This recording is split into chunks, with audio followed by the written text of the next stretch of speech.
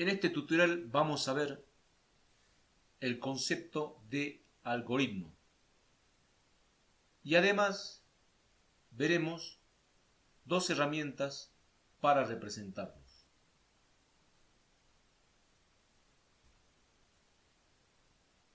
El concepto de algoritmo, si bien la palabra parece un tanto compleja y tal vez extraña, no es algo que no hayamos utilizado anteriormente. Informalmente podemos definir a un algoritmo como una secuencia de pasos para resolver cualquier cosa. Como vimos en la definición, un algoritmo es una secuencia de pasos para resolver algo. Tomemos este ejemplo de la multiplicación. Cuando se aprende a multiplicar dos números, el algoritmo para multiplicarlos dice que, dados los dos números, el multiplicando y el multiplicador, se debe empezar a multiplicar el primer número de la derecha del multiplicador por el primer número de la derecha del multiplicando. Luego, con el segundo, el tercero y el cuarto. Obtenemos entonces un primer resultado. Luego, tomamos el segundo multiplicador y realizamos los mismos pasos. Obtenemos entonces un segundo resultado.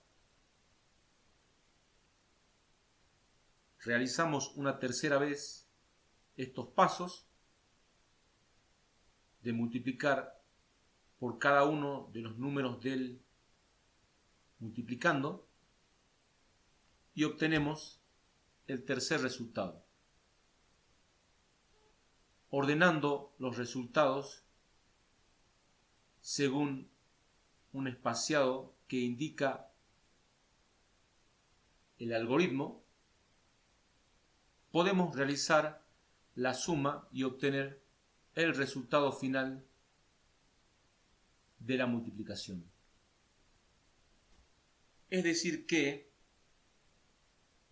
para multiplicar dos números es necesario seguir una serie de pasos de manera estricta, lo que nos lleva a conseguir el resultado correcto. Nuevamente, un algoritmo no es otra cosa que una serie de pasos bien definidos para resolver un problema.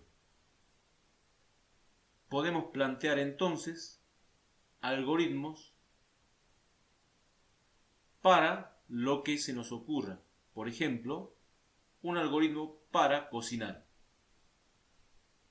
Podríamos plantear un algoritmo para conducir. O bien, si queremos, un algoritmo hasta para atarnos las trenzas de nuestros calzados.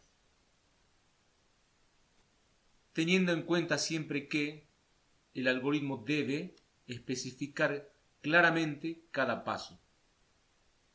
Es decir que, por ejemplo, para este ejemplo de la multiplicación, si yo multiplico en este caso 4 por 3, nuestro algoritmo debe decir que si el resultado es un número de más de una cifra, se debe poner la cifra de la derecha primero y luego subir el número de la izquierda y sumarlo con el siguiente multiplicando.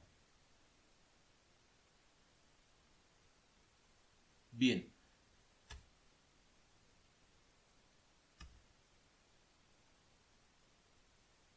Tenemos dos herramientas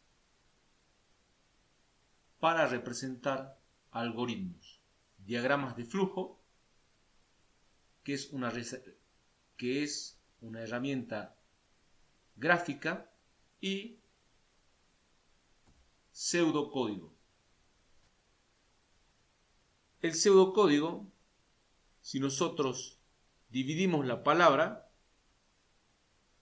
y nos vamos al significado de pseudo, podemos traducir a pseudocódigo como falso código. Algo que no llega a ser lenguaje de programación. No llega a ser código de programación.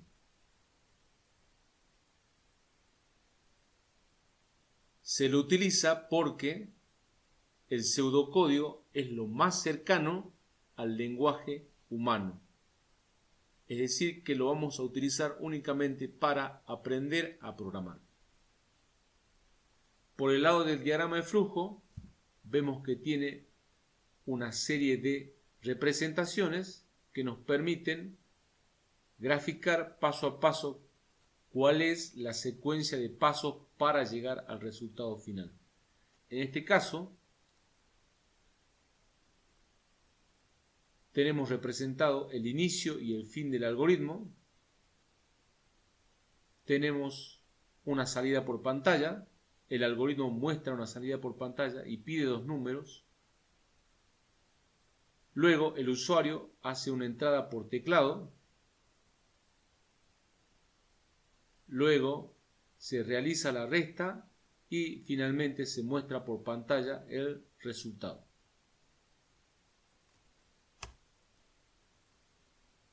Los lenguajes de programación los podemos dividir en tres. Lenguaje de máquina, que es la secuencia de ceros y unos que inicialmente en el curso vimos que una computadora entiende.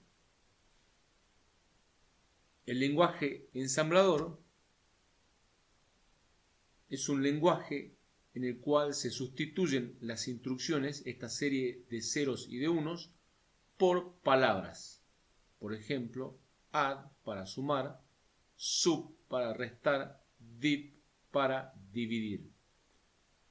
Finalmente tenemos los lenguajes de alto nivel, en los que se tienen estructuras de control, se tienen además estructuras de datos, variables, entre muchas otras cosas. Generalmente cuando uno aprende a programar lo hace en pseudocódigo y luego pasa a un lenguaje de alto nivel. Finalmente, esta diapositiva presenta formalmente cuáles son los símbolos que se utilizan para realizar diagramas de flujo. Tenemos un símbolo para representar el inicio y el final de un algoritmo. Tenemos un símbolo para representar la entrada por teclado, un símbolo en el cual se realiza un proceso. En el caso del ejemplo de la resta, habíamos realizado precisamente acá la resta. Tenemos un símbolo para tomar decisiones. En el ejemplo no estaba plasmado este símbolo. Y tenemos un símbolo para la salida por pantalla.